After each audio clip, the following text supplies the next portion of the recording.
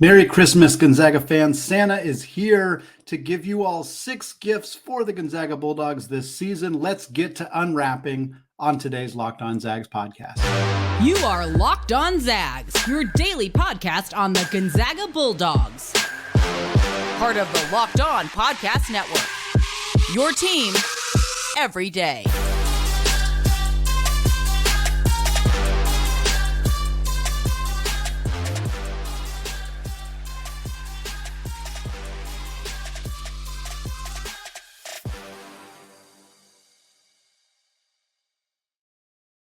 What is going on, y'all? Merry Christmas and happy holidays, and welcome into the Locked On Zags podcast, part of the Locked On Podcast Network, your team every day. I am your host and longtime Gonzaga podcaster, Andy Patton, here to bring you news and updates on all things Zag athletics.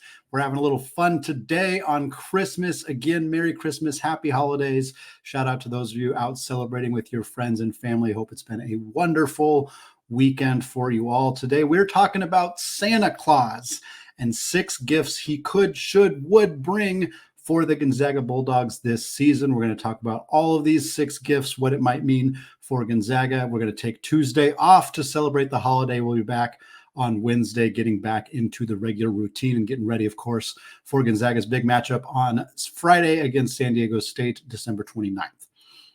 So let's start this thing off. The first gift from Santa would be good health to all in 2024. Look, it is rare for Gonzaga to have a season with this much injury issues.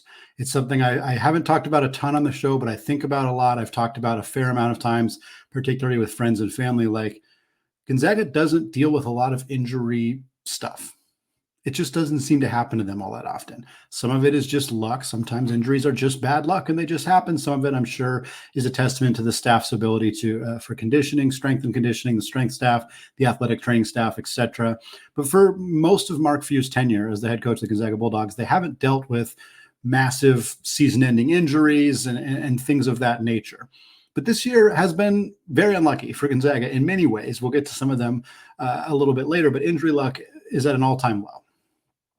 The Zags had such high expectations for what Steel Venters was going to provide this team from a floor spacing perspective, just from a size perspective, having a bigger guard, having a guard who can space the floor, make those backdoor cuts, do the things that Steel Venters was capable of doing. And beyond that, the depth on this team just wasn't great to begin with. They were relying on a lot of freshmen coming off the bench, a lot of guys who had never played college basketball, some guys who didn't even arrive on campus until later in the fall and the late summer of this offseason.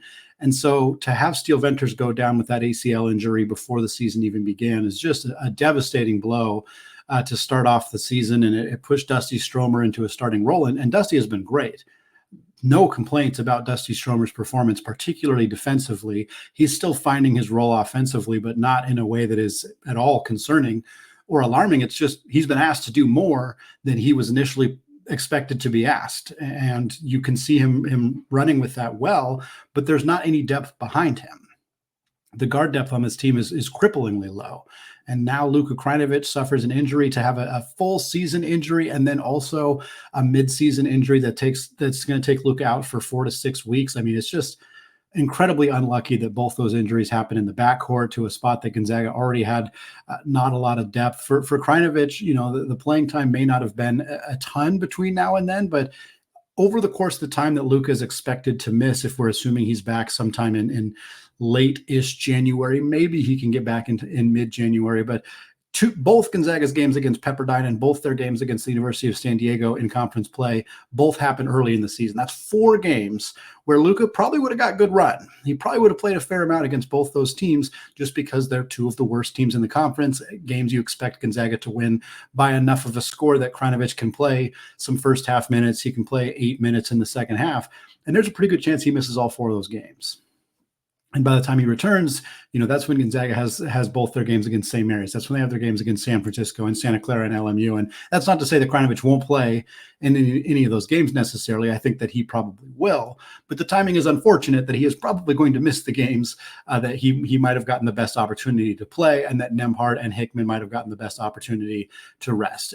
And the Zags, Santa's coming to town. The Zags got to make sure that those guys heal as best they can. We're still not going to see Venters this year, but we should see Krajinovic back, and that the team does not suffer any more injuries. Cannot have Ryan Nembhard hurt, cannot have Nolan Hickman hurt, cannot have Dusty Stromer, anybody really. This team is not deep enough to withstand any more significant injuries, and that's a huge thing to be wishing for this team this season. Number 2, the team needs this magic touch. In particular, they need the magic touch from beyond the three-point line. This team has really struggled to shoot the rock, more so than I can remember from any Gonzaga team in the past. And in particular, it's been an issue for Ryan Nembhard. You don't like singling guys out. Certainly a player who has played it really hard, worked really hard, has a ton of talent. But Ryan Nembhard's three-point shooting has been awful this season. There is absolutely no other way to spin that in any other way. On the year right now, he is shooting 17.1% from three. It is not a situation of him continually taking bad contested threes. This is not all of Ryan Nembhard's three-point attempts are with 1 second on the shot clock fading away. That's not the case. In fact, one of the things I think we can praise about Ryan Nembhard is he doesn't take bad shots. He does occasionally. Most point guards do, often because they're forced into it because they're the one with the ball in late clock situations, whatever it may be. For the most part, though, Ryan Nembhard is taking wide open three-point attempts. That is what makes his three-point percentage so mystifying. This man shot 35.6% last year at Creighton. His freshman year was lower than that. It was like 31%, something in there. So it's not like he has a history of being an elite three-point shooter, but he is not a 17% three-point shooter. He's not. And yet, up to this point in the season, that's who he has been. Whether it is a prolonged slump, whether there is something else going on mentally, whether it's, who knows what it might be. But this needs to change. Gonzaga needs him to shoot better. His end of the season number is probably not going to be 35%. He's probably not going to get back to that number. But if he shoots 35% from now until the rest of the year, and that finishes the season at, 28, 29, whatever that would be, we will take that. That would be okay for us. And the other guards, Dusty Stromer's about 32%. Honestly, I don't think that's bad. I think that's fine for a freshman. He's been a lot more consistent lately as a three-point shooter. He's taken more attempts per game. I think we're starting to see that confidence grow for him as a floor spacer, as a shooter, a role, again, that I don't think was really identified for him, but is now necessary because of the absence of Steele Venters. Hickman's been pretty inconsistent, but he's at about 34%. He was 35% as a sophomore last year, so he's not really far off maybe where you'd expect him to be. Certainly you would have hoped to see him maybe bump up into the 38, even 40% range. He might get there as the year goes on, but the inconsistency from him has been part of the issue. For Gonzaga, they're shooting really poorly, particularly in the second half. I think fatigue plays a role there. Defensive adjustments play a role there as well. And the bigs are solid. Gonzaga's bigs are all decent three-point shooters. Every one of them is over 35%. There's just not a lot of volume there. Graham Ike's percentage almost doesn't matter because of how little the volume is.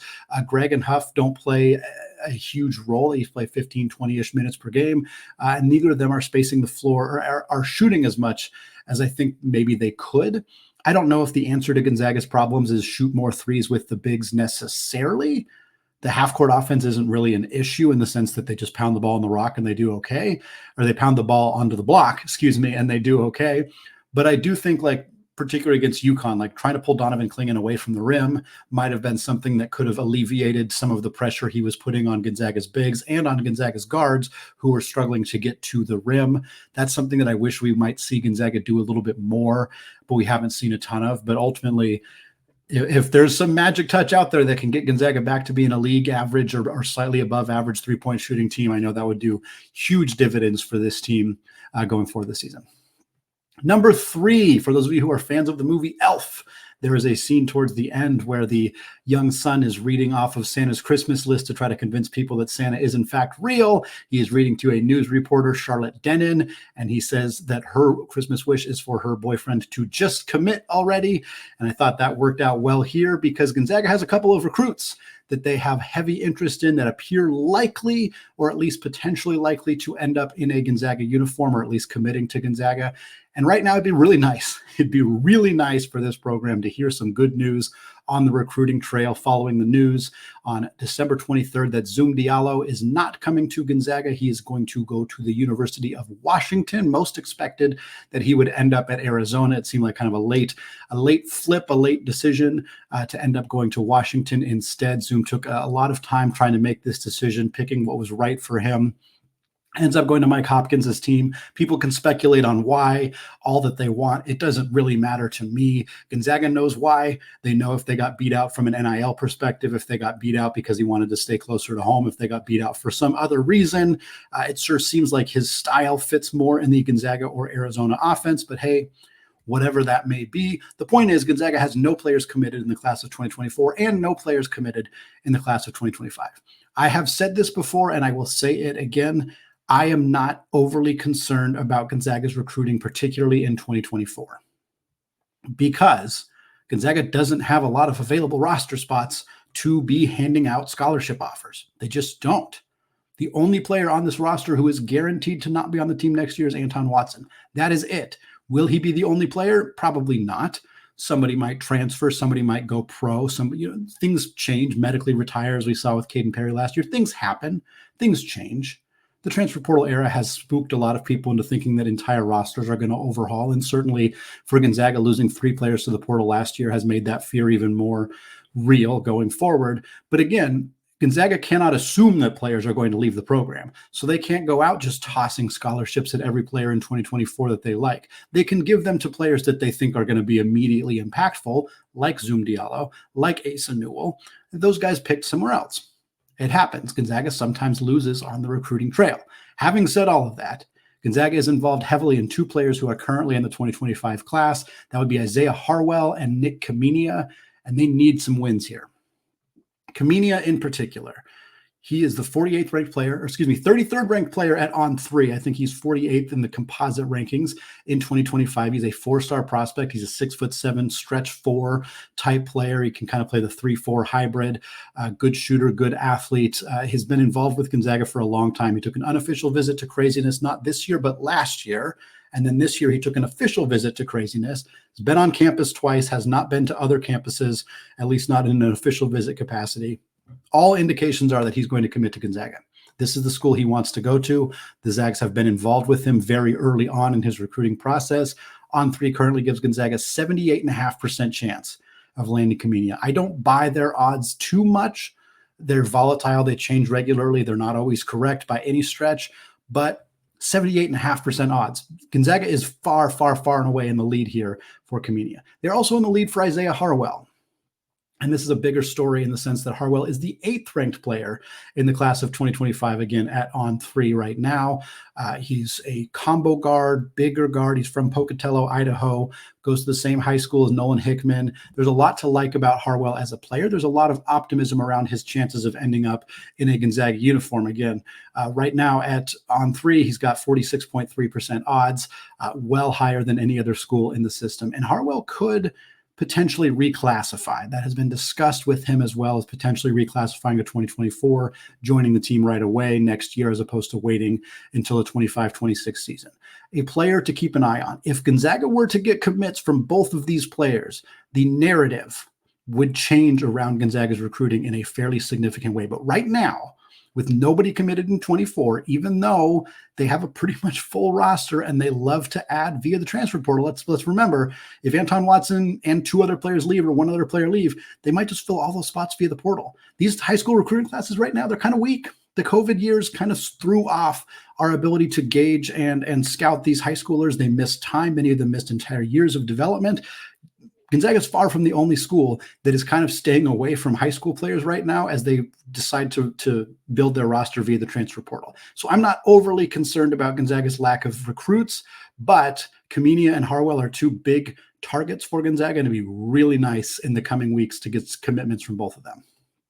Next up, Zags need a little help from their friends. That would be a huge thing for them. I kind of try to tie this into the movie It's a Wonderful Life a little bit of looking back and saying like, oh, like they needed me. They needed my help. And right now, The teams that Gonzaga has played this season are not helping them out at all. I mean, at all.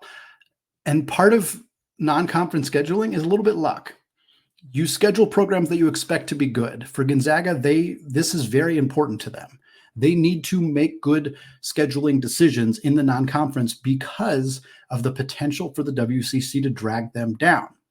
This year, the hope was that a non-conference schedule that included 3 great games in the Maui Invitational, that included USC, that included UConn, that included San Diego State, that included Washington, that includes Kentucky, that all of that combined with the continued steady growth of the WCC over the last couple of years, in particular St. Mary's, a team that came into the year ranked in the top 20, all of that should combine to be a really, really solid schedule with multiple quad one opportunities, with the kind of resume that you can build while still losing a few games and still build a really quality resume. What are the odds that all of that blows up in their face? That's basically the reality that has happened. The Purdue loss is going to age fine. Purdue is the best team in the country. The UConn loss is going to age fine. Yeah, they lost to Seton Hall, and I know that does not look good for Gonzaga. It was a true road game for UConn. They lost Donovan Clingan to an injury, and he's going to be out for another month. Now, UConn's schedule in that month is not as bad as it could be. They don't play Marquette. They don't play Providence. They only got one against Creighton, and it's at home. So I think UConn will probably survive the loss of Clingan for a month fairly well. But it's the other games that are the problem. USC and UCLA were 2 wins that look like they should have aged very nicely for Gonzaga, and they have not. Neither of these teams look like they're going to make the NCAA tournament. UCLA is straight up bad. As I'm recording this right now, they are 172nd in the net rankings, 84th at KenPom. That is horrendous.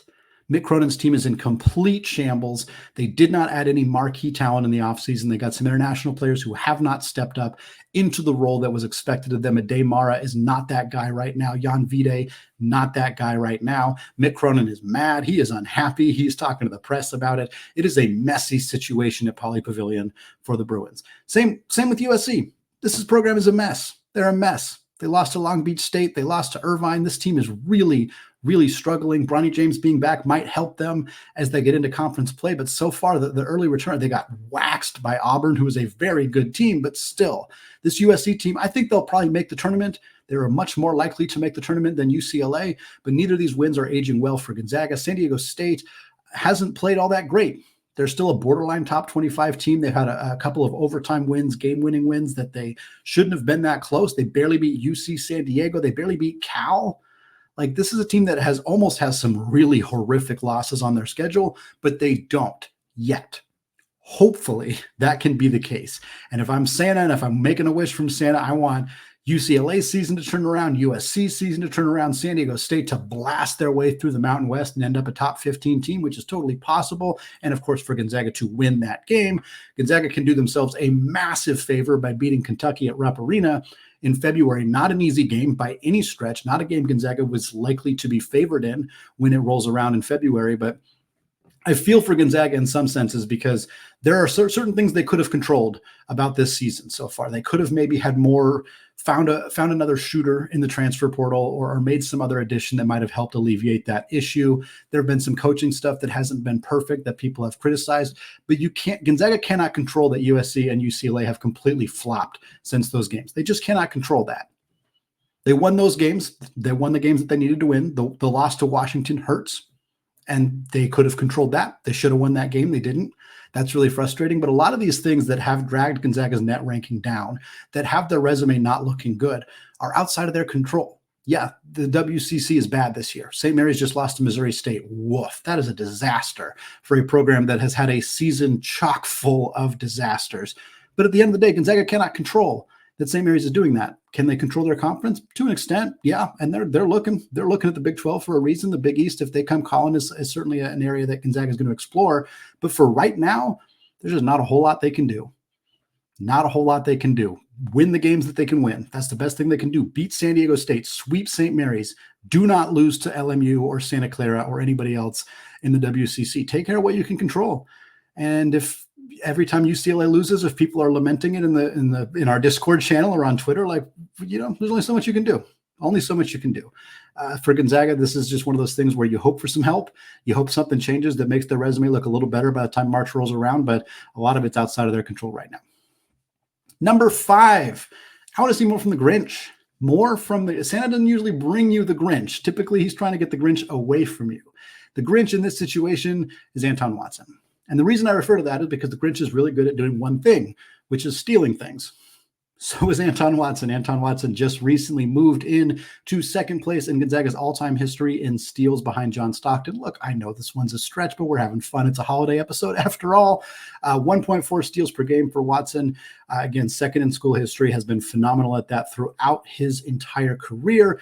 But for Gonzaga, forcing turnovers and getting steals has been an okay part of their season, but something that I would like to see them do a little bit more. Gonzaga currently averages 7.1 steals per game. That's 152nd in the country, slightly above the exact middle point. Basically, they're slightly better than average at getting steals. In terms of turnovers, their opponents turn the ball over 11.8 times per game. That is 109th in the country. So they are top 30% in forcing turnovers. Granted, half of their games have been against teams like Eastern Oregon and Mississippi Valley State and Jackson State and Arkansas Pine Bluff. Showing the ability to force turnovers and then scoring off said turnovers, getting points off the turnovers, points in transition. This is an area that I think Gonzaga can really help themselves because the outside shots are not falling. The half-court offense is good, but why not get yourself some easy ones? Force a steal at the top of the perimeter, toss it out to a player for an easy dunk in transition. We saw Gonzaga do just a whole bunch of this against Jackson State. And again, quality of opponent is a factor there. Jackson State, not a particularly great team, and Gonzaga was able to turn them over more easily than they're going to be able to do, certainly when they get into the NCAA tournament, but even as they get into WCC play as well. But for Gonzaga to find ways to continue to get turnovers, Dusty Stromer has really active hands. His growth as a defensive player has been excellent to watch. Jun-Suk Yo, his growth as a defensive player as well has been awesome. And I'm curious what his role is going to look like. We kind of started to think, okay, he's going to be a guy who plays 8, 10, 12, 15 even minutes per game with Krajinovich's injury, with just the lack of depth on this roster. And then the game against Jackson State, he didn't even play until the 8-minute mark in the second half. Now he played the rest of the half, so he finished the game with 8 minutes, but curious to see whether he's going to actually carve out a more consistent role as the year goes on. But his defensive instincts have been excellent as well. And then number 6, the final gift from Santa Claus, finding our ability to believe again. I tried to kind of tie most of these to movies somewhat loosely. This is a little bit Polar Express-y for those who have seen that movie, of just wanting to believe. And this is more of a gift for the fan base, because the fan base is a little bit in turmoil right now. And I don't want to or believe that my role in any way is to tell people how to feel. I will certainly communicate how I feel. And as most of you know, many of you who are longtime listeners, daily listeners, everyday listeners, I tend to lean on the side of optimism. It does not mean I will not be real when things are problematic. And again, like those of you who know, my fierce defense of the WCC has kind of fallen a bit this year. The WCC is just not good. And I think it's okay to admit that. Like, hey, we wanted to see them take another step forward, and most of the teams have not been able to do that. For Gonzaga, their schedule hasn't worked out the way they wanted. The three-point shooting is bad. Like, things are not where we typically expect them to be for Gonzaga. But that doesn't mean that all hope is lost. That does not mean that Gonzaga is going to get a 9 seed this year. Maybe things could go awry, and it could be that kind of season for Gonzaga, a season we have not seen from them in a very, very long time. But also, comparing this team to 2018, and yes, I don't think this team is quite as talented as that team was, but the similarities in terms of how the season went are really hard to ignore. For those of you who want more information, there's a great thread on Twitter by our guy, Stephen Carr, SCarGo on Twitter, former host of the Locked On Zags podcast before I took over, kind of making the comparisons, the injury comparisons, the calls for Jesse Wade to play more minutes, similar to how folks here have been calling for Yo, or before he was hurt, Krajinovic to play more minutes. And then Gonzaga went on and won 22 of their last 23 games, earned a 4 seed in the NCAA tournament, probably would have advanced past the Sweet 16 had Killian Tilly not got hurt before that game against Florida State. If Gonzaga doesn't lose for the rest of the season, or even if they win every game except Kentucky, they probably get 4, maybe a 5 seed, maybe a 5 seed, maybe a 6 seed if things really go awry. But if they win the rest of their games outside of Kentucky, they're going to be in that 4, 5, 6 conversation. They could have that kind of season. It could go awry more and they finish as a 7 seed, 8 seed, the Sweet 16 streak breaks. All that could happen. Absolutely. And if it does, we reevaluate after the year, we lick our wounds, we find ways to replace Anton Watson, and we go back and we do it again. But I just think that being concerned about that, certainly, again, I don't want to tell anybody how to fan. If that's the fear, that's the worry, that's the doom that you're feeling, feel it. That's totally fine. But I think if I was wishing for things for Santa Claus, it would be finding a way to feel less hopeless about this season. And I know some people would rather be less hopeful because being hopeful can lead to disappointment. And I understand that. And certainly if you're somebody who's absolutely under the hey, the Zags are going to win 22 of their next 23, they're going to be a 4 seed, and that doesn't happen, it's going to hurt. I get it. It is going to hurt. But I would rather believe that this team can turn it around. Mark Few is a phenomenal coach. The talent on this roster is there. There are players who are not performing up to the standard we know they are capable of. It is not out of the question that this team turns things around and has a solid run through an admittedly weak WCC, but that builds some confidence, that builds some momentum. Some of the young players get some of their find their feet, get more comfortable with their roles, and this team is cruising by the time March rolls around. Absolutely something that is within the realm of possibility for this program. That's going to wrap it up for me today. I want to thank all of you for making the show your first listen or your first watch of the day, especially today. I wish a happy holidays, a Merry Christmas to all of you out there. I cannot do this without you. Quite literally, if you're not there, I don't have a show and I don't get to do what I love to do, which is wear silly Christmas hats and talk about Gonzaga on a podcast. And that's what I'm doing right now. And it is thanks to you. So sincerely, thank you for listening to the show, for watching the show, for saying hi to me when you see me at a Gonzaga game, for joining the Discord channel. If you have not done so yet, there is a link in the show notes. It is free to join. Would be an awesome Christmas present for me if you came and hung out with us there. I'd love to be at 300 people in that channel before the new year rolls around. We're getting pretty darn close. So if you haven't done so yet, once again, just click that link and hang out with us there. Again, we're going to take Tuesday off. We'll be back on Wednesday, though. We'll be talking, getting ready for that San Diego State game, talking a little bit about the WCC, especially with those additions of Oregon State and Washington State, all that stuff coming up later this week. Thanks again for listening. Merry Christmas. And until next time, as always, go Zags.